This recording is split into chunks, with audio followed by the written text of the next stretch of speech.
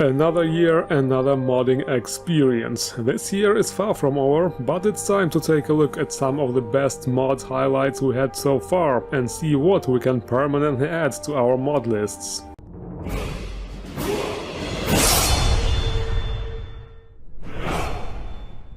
At this point, one might think we have done everything to make the visuals lore-friendly and authentic, but then mods like this one keep popping up. Moons and Stars Sky Overhaul. This mod takes the subject of celestial bodies to a whole new level. Well, actually you could say to a astrologically correct and realistic level, by fixing the moons and stars' movement and phases. The planetary system in the Elder Scrolls universe is quite different from ours, it's quite crazy actually, so you can debate what is exactly right and how it actually should be visually represented. What this mod does in the end of the day are things like making the moons show up correctly according to the position of the sun and making different moon phases possible according to the lore. Mesa, for example, will be visible during the day, which is really cool actually. It also makes the moon's positions persist through saves, and fixes rising and setting positions of moons and stars also. So it's all basically stuff normal people don't even think about while walking around and looking at the sky, and would have probably never noticed if it wasn't for this mod. My mind just got a 10 GB update. But okay, next we have some way more straightforward mods, all about animations. Lively children animations. We have so many animation mods for grown-ups, but what about the children? Please somebody think of the children! No, seriously, they deserve some better animations too. This is exactly what this mod does. It adds a bunch of idols and dialogue gestures to make the children look a bit more, childlike. Seriously, I'm all out of witty one-liners here. Sam? Where is Sam? Help me out here, buddy. Oh wait, wrong game.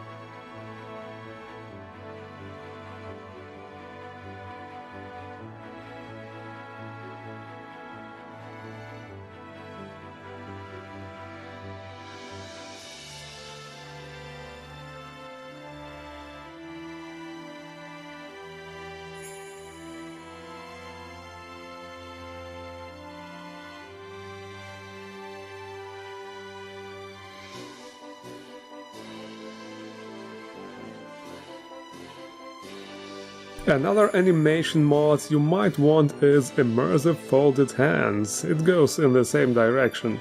It adds new idle animations with folded hands and arms on the sides for all the NPCs, this kind of thing. Also some for children as well included. Yes, it's getting hard to tell which animations belong to which mod exactly, because I have a lot of DAR-based animation mods for NPCs. I'm pretty sure some of the new animations triggered correctly. But let's do it like this. Boom. It looks something like this. Just to be sure, this is more definitive. Also, since I mentioned DAR, I should probably also mention that this is the first mod that runs through OR instead of DAR. OR, Open Animation Replacer, is the successor to DAR and absolutely backwards compatible, so you should just go ahead and replace DAR with OR if you have not done it yet. This mod can also do a lot more than DAR. The amount of features is insane actually, and looks quite complex. I'm not even going to try explaining the possibilities this new gadget unfolds. Just read the wall of text on the mod page, if you really want to.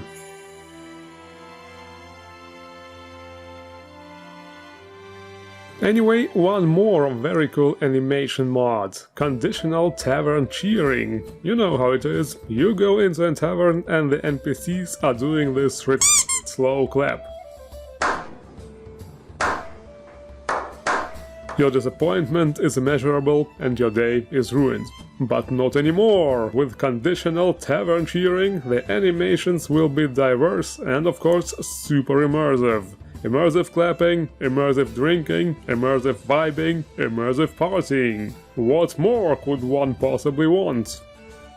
Next we have the QuickLoot mod. Oh, I should probably say a QuickLoot mod, because we certainly had this kind of thing in the past. But this QuickLoot mod is also on a whole new level. It's even quicker, so you could call it the QuickLoot mod. Okay, I will stop now. But this mod is really better than its predecessor, because it shows a lot of useful icons next to the items. It's very impressive. Because this is also how it is in real life, you know? You look at a box and you instantly know exactly what's inside. I'm joking, of course. It is a great mod, and quick looting, of course, makes things much more convenient. But actually, in terms of realism, I think the Diablo looting system is the most realistic one. You just tap a chest and it instantly yeets out all the ingredients on the floor. Yeah, never mind. And next we have an important update for one of the best mods ever made, Immersive Armors. The armor mod that really everybody and their mom downloaded, 100%. And if not, you will do so with this awesome update. While the original work is without a doubt of epic proportions, some textures are quite dated and look weird. Fortunately, there are also those very nice comparison pictures on the mod page, so you will know exactly what you can get here. Also makes my job much easier, thank you very much. So, for some armors it's just a texture and style upgrade, and for some other armors they have been like completely reimagined. This mod also comes with a really nice FOMod installer, of course, so you can choose which one of the new textures you want, and also whether you want the completely reimagined variants of some armors, or if you prefer to keep the classic design after all. Like for example for the dragon hide robes. They made them look more like the vanilla robes and removed these heavy bone armor parts, because robes should be light, makes sense. Or you could of course just get the classic look with the upgraded textures, the choice is yours. There are many more options, so just pick what you think looks best. And as a matter of fact, there is also a huge update for another very famous mod, the Eyes of Beauty. This was one of the first and best eye retexture mods, and it obviously still is. Heck, this was actually one of the very first mods I downloaded, and so probably many other people. It has evolved a lot over the years, of course, and now receives a very well-deserved remastered version. The new textures are based on the original work, but are better and highly defined. I don't really know what else to say here, it just looks great. This should be enough.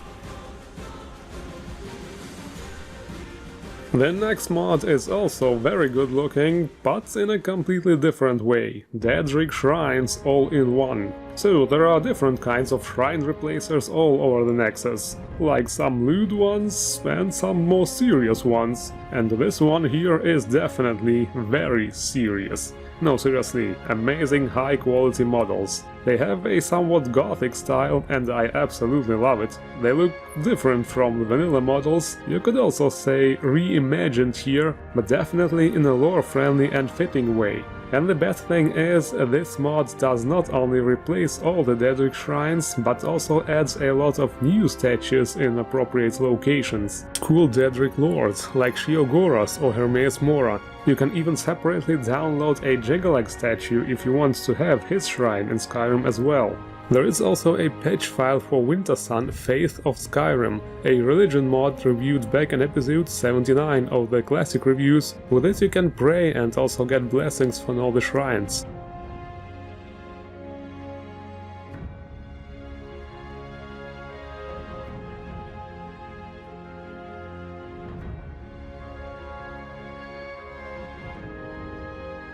Okay, watch out, because next it's going to be super immersive. Honed metal, NPC crafting and enchanting services. Do you want to roleplay a hardcore warrior who has no time to learn blacksmithing and enchanting, but you still want enchanted and improved gear? Well, look no further, fam, because now we have NPC services to do all that for you. With this mod you can simply have Skyrim's finest professional blacksmiths craft and temper your gear on request, or use our certified mages to enchant and recharge your magical items for you. This mod seamlessly integrates those services into the game in a realistic and fitting way. Based on the skill level of the blacksmiths and enchanters, it is determined which perks they have and what kind of equipment they can work on. The price is also calculated according to the value of the item, the materials used, the NPC skill, your barter character skill and the game's economic settings. That of course means that if an NPC can't craft or temper an item, you will have to find another with a higher skill level or change their skill in the MCM menu. You can of course change all kinds of other things in the MCM menu and configure this mod fitting to your playstyle. So, is this a good mod? I'm just gonna say that this is one of the most immersive and extremely well integrated into the game mods I have ever seen in all the years of my professional PhD-based mod reviewing career. So what are you waiting for? Go get it! Also, to further improve the crafting service experience, it is recommended to download the Honed Metal Revoiced mod. This add-on changes some voice lines to more fitting ones, because in the original mod there are actually some unvoiced voice lines, or lines that don't match the subtitles, or also some voice lines that do not fit the voice type of the NPC you are talking to, so this mod fixes all those issues. No, I don't think so. Of course. How can I argue with that? This mod also adds some variety to the things the NPCs will say. So with this, the crafting service experience definitely becomes even more immersive. The next mod is Improved Camera, also definitely not a new concept, but finally a very decent integration of a functional first-person camera. With this mod you will be finally able to see your character's whole body and all the animations your character usually performs in third person, but now in first person, and I know exactly what you're going to use this mod for.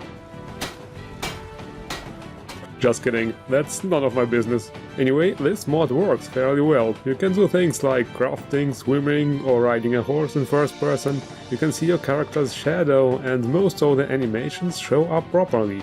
I actually was surprised how well it works, because people reported a lot of problems in the comments on the mod page, like you can see the back of the character's head when swimming or looking down, limbs disappearing when equipping certain things, but somehow I had none of this. The only issue I noticed is that the arms of the shadow disappear when you draw a weapon. This should be patched soon though, it is actually listed in the questions and answers section. Also, this mod is highly configurable with a nice in-game menu. Here you can customize things like the camera position, field of view and many other things. Toggle options like heads bob for example, and then save all the changes in a profile. So yes, this mod is very sophisticated and high quality. And the good thing is, it's being actively worked on and improved all the time. So you definitely want to keep an eye on it. And now it's time for yet another step in the evolution of combat overhauls. It goes by MCO, Modern Combat Overhaul, and is a movement and attack framework similar to SKSE, but better. The idea here is to replace how the character moves when performing attacks and remove the super annoying ice skating effect. In the past, mods were only partially able to heal this annoying disease, and mods like SKSE and now its successor MCO finally make the attack animations more like in all the modern games. And if you decide to support the developers, you will also get access to the creature overhaul and new attacks for them. Yes, since this is a non-Nexus mod, they are able to pull this kind of shenanigans. But seriously, this is an insane upgrade to the combat system. It works well with most other combat mods, even with combat gameplay overhaul. I really didn't expect that. I know many people dislike CGO for some reason, but I like its features, and I was very happy that those two mods play so well along each other without any problems. Anyway, MCO comes with a full set of animations, but of course you can replace them with other ones. For example, some of the bigger ones are the Elden Ring moveset collection. This is also what I am using right here. Basically, it has all the moves from Elden Ring for all the vanilla weapons. Some really nice looking animations, obviously. You can use it together with a Scar to make the NPCs use those moves too. And also with Elden Ring weapon arts to get all the effects working, like being able to stagger, stumble and launch your enemies. Then I also got some animation sets from the Edgemaster mod to add proper animations to exotic weapons from the animated armory mod, like spears, claws, quarterstaffs and so on, because they are not included in the Elden Ring mod. Then there are also some really big animation pack mods by this guy here. They add movements from different Assassin's Creed games. Actually, there is a very huge amount of HDXP MCO movesets on the Nexus. Some smaller ones, for example, that add movesets for a single weapon type, like Twin Blades or SKSE. In other words, the amount of possibilities is really insane here. You can mix and match the animations and weapons to your liking and create pretty crazy builds. Skyrim definitely rises to new heights with this. Then we also have another voice line expansion mod by Jyggalag, this time for the vampires, who, similar to the Solmor, appear to have a slight superiority complex. No one can defeat Bold words for a level 1 fledgling vampire. With this, those little bloodsuckers will have more variety in what they say. Just like the other voice line mods of this kind, it's just mashed up vanilla lines, so they don't sound out of place. Ah, I can smell your blood. Smell your blood. I'll try and make this quick. The new voice lines this mod adds are conditionally based and apply to some other factions beside vampires too sometimes, like warlocks, necromancers and the Dawn Guard. So clearly this is another nice mod to spice up the encounters a little bit and make them a bit more immersive. And finally we get to the last mod, and as usual it's a really big new adventure. Skyrim Extended Cut, Saints and Seducers, a pretty much DLC-sized adventure that brings back the Shivering Isles DLC from Oblivion. The catch here is that for this to work you need the Rare Curious and the Saints and Seducers that are part of the Anniversary update. This is also why my game looks so different. I actually have separate installations for Special Edition and Anniversary Edition. Another catch is that you need to start a new game, or use a save where the Anniversary content was not present. Even if you have not interacted with it at all, it can still break this Extended Cut mod. You can believe that, I tried it out. Also, you have to complete the vanilla Sheogorath quest before you can start this. Then you have to sleep for at least 6 hours, then enter Solitude, and then there should be an earthquake. This is how you know this quest started. At first I thought this will be just like a remake of the original Shivering Isles questline, but it's actually more like a sequel to it. It uses assets of the Anniversary Saints and Seducers content, but is a fully voiced, reworked adventure with new characters and a new world space called the Asylum. It's like a plane of the Shivering Isles where the real sickos are being held. And once you make your way through the newly appeared tunnels beneath Solitude, you will meet this Golden Saint here. I will protect the Isles, even from... Wait, are you? Yes, you are the mortal who aided Lord Sheogorath. She will explain that a bad guy named Thoron, apparently one of the psychos who was held in the asylum, has started a revolt and is trying to take over.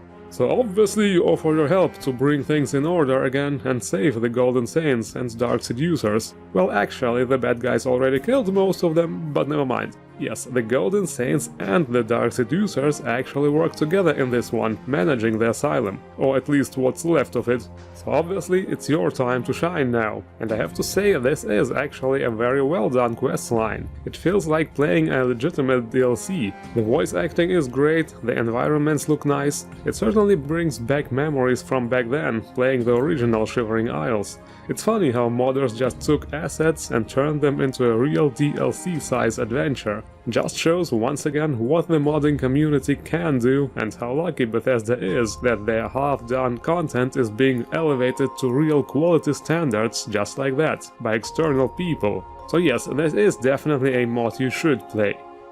And this is it for this episode. The links to all mods are as always in the description below. Don't forget to endorse the mods you like. And if you want to see more cool mods, hit the like button and subscribe. I thank you all for watching and see you around.